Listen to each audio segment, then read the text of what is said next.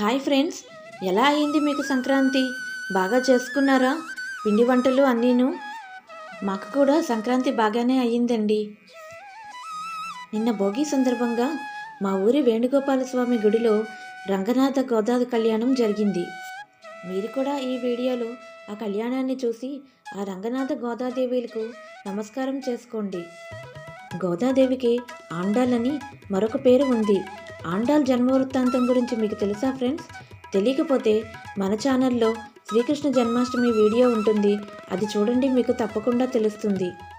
ప్రతి సంవత్సరం భోగి నాడు మా ఊరి వేణుగోపాలస్వామి గుడిలో గోదాదేవి రంగనాథుల కళ్యాణం జరిపించడం ఆనవాయితీ ప్రకారం ఈ సంవత్సరం కూడా ఈ విధంగా కళ్యాణం జరిపించారు. వేణుగోపాలస్వామి బొబ్బిలి ఇలవేల్పు. వేణుగోపాలస్వామి ఆలయం చాలా పురాతనమైనది. ఈ ఆలయం బొబ్బిలి రాజులచే నిర్మించబడింది. ఇప్పటికీ కూడా బొబ్బిలి రాజులే ఈ ఆలయానికి ధర్మకర్తలుగా వ్యవహరిస్తున్నారు.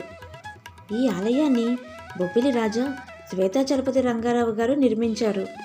1822వ సంవత్సరంలో ఈ ఆలయాన్ని నిర్మించారు. రేపు కనుమ పండుగను కూడా మీరంతా కన్నుల పండుగగా జరుపుకోవాలని మనస్ఫూర్తిగా కోరుకుంటున్నాను.